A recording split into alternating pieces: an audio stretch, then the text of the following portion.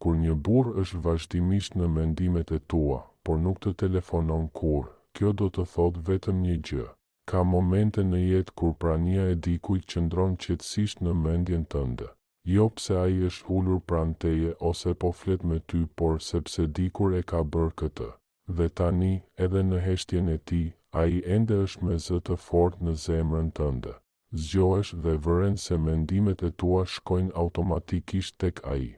Pyes veten çfarë po bën ai tani. Kujton të qeshurën e tij, butësinë në zërin e tij kur thoshte emrin tënd. Por ditët kalojnë, asnjë telefonat, asnjë mesazh, asnjë shenjë. Dhe megjithatë ai është aty. Jo fizikisht, por emocionalisht, mendërisht, i padukshëm, i endur në ritmin e ditëve të tua. Është konfuze, apo jo? Sepse kur ai është kaq shpesh në mendimet e tua, duhet të jesh e sinqert me veten. Çfarë do të thotë vërtet kur një burr është vazhdimisht në mendjen tënde, por nuk të telefonon kurrë? Le të shkojmë më thellë përtej logjikës, përtej lojrave që njerëzit luajnë në shtresat emocionale, psikologjike dhe shpirtërore të kësaj lidhjeje. Së pari, mendja kujton atë që zemra ende nuk e ka lëshuar. Nuk mund të ndalosh së menduari për të, sepse një pjesë e jotja nuk e ka lënë ende të ikë. Jo plotësisht, jo me të vërtetë. Ndonjëherë nuk është vetë burri ai që kthehet, por energjia e pathënë mes jush, ndjenjat që nuk i shprehe kurrë, mbyllja që nuk e more kurrë, fjalët që mbetën pezull në heshtje kur lidhja u zbe. Mendja jon përsërit histori pa një fund të qartë. Atëherë pyet veten, pse nuk më telefonoi? Ishte faji im? A thua e kam imagjinuar vetëm këtë lidhje? Kjo është zemra jote që kërkon paqe. Por ajo paqe nuk do të vijë nga telefonata e tij, por vetëm kur ti fal heshtjen dhe ecën përpara. Së dyti, heshtja e tij nuk do të thotë që ti je e harrueshme ose e parëndësishme. Kjo është e vërteta më e vështirë. Një burr mund të mbajë thellë në zemër dhe megjithatë të heshtë. Jo sepse ti nuk ishe e mjaftueshme, por sepse ai emocionalisht, mendërisht ose shpirtërisht nuk është gati të përballet me atë që prania jote zgjon tek ai. Disa burra dëshirojnë afërsi, por kanë frikë nga brishtësia që ajo sjell. Të tjerë ndjejnë fuqinë e dashurisë, por ikin nga përgjegjësia.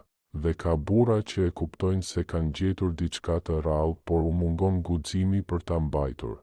Nëse ai nuk telefonon, mos e shi si refuzim, por si pasqyrë e gjendjes së tij të brendshme. Ti ndoshta je gati, për vërtetësi ai ende ikën prej saj. Distanca mes jush nuk lind nga mungesa jote e vlerës, por nga mungesa e pjekurisë së tij. Së treti, ti nuk ndjen vetëm kujtimin, ti ndjen lidhjen energjetike. Kur dikush mbetet në mendimet e tua pa kontakt, shpesh është sepse ekziston ende një fije energjetike mes jush. Ne të gjithë lëm gjurmë energjetike përmes emocioneve, shikimeve, brishtësisë së ndarë. Kur lidhja ka qenë e thellë, nuk është e pazakontë që shpirti yt ta ndjejë ende të tijin edhe në heshtje. Ndoshta ndjen papritur një trishtim që nuk është yti. Ndoshta mendon për të pikërisht në momentin kur ai mendon për ty. Ose ëndërron për të, kur mendja jote është e qetë. Kjo nuk është fantazi, kjo është dridhje. Energjia ndjek vëmendjen. Sa më shumë ta ushqesh këtë lidhje me mendimet e tua, aq më e fortë mbetet. Vetëm kur e rikthen energjinë tek vetja, tek paqja jote, tek kuptimi yt, fillon të rifitosh hapësirën tënde. Atëherë edhe prania e tij humbet forcën. Së katërti, ndonjëherë universi dëshiron të mësoj të lëshosh. Jo çdo lidhje është e destinuar të qëndrojë. Disa janë aty vetëm për të zgjuar. Ndoshta ky burr erdhi në jetën tënde, jo për të qëndruar, por për të ndryshuar, për të treguar thellësinë emocionale, për të kujtuar atë që ende do të shërohet tek ti, për të treguar sa shumë dashuri mund të japësh, edhe kur nuk të kthehet në mënyrën e shpresuar.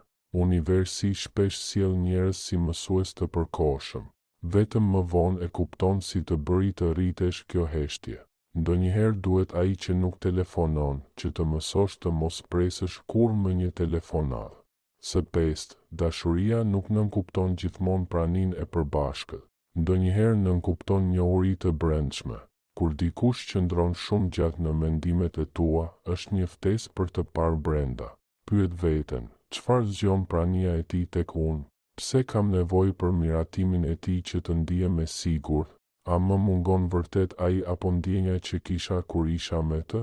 Sepse zakonisht nuk na mungon vetë personi, por ndjenja që dikur ai na ka zgjuar. Të mungon siguria në zërin e tij, ngrohtësia e të qenit e parë, ngushëllimi i të qenit e kuptuar.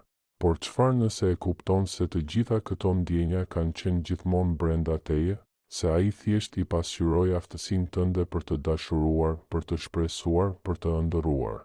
Mendja kapet pas simboleve dhe tani ai është simboli përmes të cilit zemra jote të kujton atë që do të ndjej sërish. 6. Kuptimi i vërtetë. Kur një burr është vazhdimisht në mendimet e tua, por nuk të telefonon kurrë, kjo do të thotë se lidhja jeton më shumë tek ti se sa mes jush. Do të thotë se ti mban energjinë vetëm. Ai mund të ketë ikur, por ti ende mban jehonën. Kjo nuk është dobësi, kjo është dëshmi se sa thellë mund të duash, sa besnike është zemra jote, sa përkushtues është shpirti yt kur dikush e prek atë. Por dashuria nuk do të thotë të presësh dikë që kujtohet. Dashuri do të thotë të kujtosh veten, edhe kur ai hesh. Është koha të ndalosh së prituri dhe në vend të kësaj të dëgjosh versionin tënd që është gati të shërohet. Carl Virgin meriton paqe, liri, dashuri jo për atë që hesh, por për veten. 7. E vërteta emocionale që ai kurrë nuk e pranon. Kur një burr nuk telefonon, kjo nuk do të thotë gjithmonë që nuk i intereson. Ndonjëherë ai vërtet mendon për ty. Ai shfleton fotot e tua, dëgjon të qeshurën tënde në mendjen e tij, pyet veten nëse ke ecur përpara. Por krenaria e ndal, frika e ndal, egoja e ndal. Ndoshta i thot vetes, nëse ajo më do vërtet do të më kontaktonte. Dhe pikërisht aty humbasin të dy, njëri në heshtje, tjetri në pritje. Burrat shpesh mësohen të shtypin ndjenjat, të ecin shpejt përpara, të ngatërrojnë indiferencën me forcën. Por nën këtë fasad, shumë vuajnë, po aq sa ti thjesht e fshehin më thellë. Prandaj mos e ngatëro kur heshtjen e tij me mungesë ndjenjash. Ndoshta nuk është mungesë emocionesh, por mungesë guximi. 8. Shërimi fillon kur ndalon së pyeturi pse dhe fillon të thuash faleminderit. Dita kur ndalon së pyeturi pse nuk më telefonoj dhe fillon të thuash faleminderit që më tregove çfarë meritoj, është dita kur fillon procesi yt i shërimit. E kupton se si mungesa e tij krijoi hapësirë që të gjeje veten, si heshtja e tij të detyroi të dëgjosh zërin tënd, si distanca e tij të çojë tek dashuria për veten, kufit dhe forcën e brendshme. Bëhesh më e lehtë jo sepse e ke harruar, por sepse ke mësuar të mbash kujtimin pa dhimbje. Dhe një ditë do të mendosh përsëri për të jo me mall, por me mirë kuptim të qetë.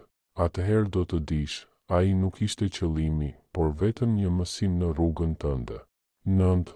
Fuqia e qetë e lëshimit. Të lëshosh nuk do të thotë të fshish lidhjen. Do të thotë të çlirosh idenë tënde për atë se si duhet të kishte qenë. Është vendimi i qetë, mund të më marr malli për ty dhe megjithatë të eci përpara. Mund të mendoj për ty dhe megjithatë të zgjedh paqen. Mund të dua dhe ta dua veten edhe më shumë. Kjo është fuqia që e kthen thyrjen e zemrës në urtësi. Një forcë që asnjë telefonat në botë nuk mund të japë. 10. Momenti kur rifiton energjinë tënde. Kur më në fund pranon se ai ndoshta nuk do të telefonoj kurrë, ndodh diçka magjike. Ti ndalon së prituri. Ndalon së shikuari vazhdimisht në telefon. Nuk kërkon më shenja në çdo detaj. Dhe në atë hapësirë energjia jote kthehet tek ti. Fillon të shohësh sërish bukurinë në muzikë, në perëndim, në pasqyrën tënde. Lidhesh sërish me miq, me të qeshura, me mundësi të reja. Bëhesh përsëri vetja jo gruaja që pret, por gruaja që jeton. Dhe pikërisht atëherë dashuria gjen rrugën e saj përsëri jo përmes ti, por përmes universit, përmes një fillimi të ri, përmes shkëlqimit të qetë të respektit tënd për veten. Fjalët e fundit. Kur një burr është vazhdimisht në mendimet e tua, por nuk të telefonon kurrë, ti qëndron në një kryqëzim mes kapjes dhe shërimit. Ai mund të ketë qenë një kapitull i bukur, por kur nuk ishte i gjithë libri. Prandaj mbylle këtë kapitull me dinjitet, dërgo dashuri ose heshtje, dhe kujtoje çdo ditë, i duhuri kur nuk do të lërë në paqartësi nëse je e rëndësishme për të. Ai do ta tregojë jo me fjalë, por me praninë e tij. Deri atëherë dashurohu me paqen që lind kur më në fund lëshon. Sepse kur ndalon së prituri telefonatën e tij, më në fund fillon të dëgjosh shpirtin tënd. Nëse të ka pëlqyer ky video, mos harro ta pëlqesh, ta shpërndash dhe të abonohesh në kanalin ton. Faleminderit për mbështetjen tënde.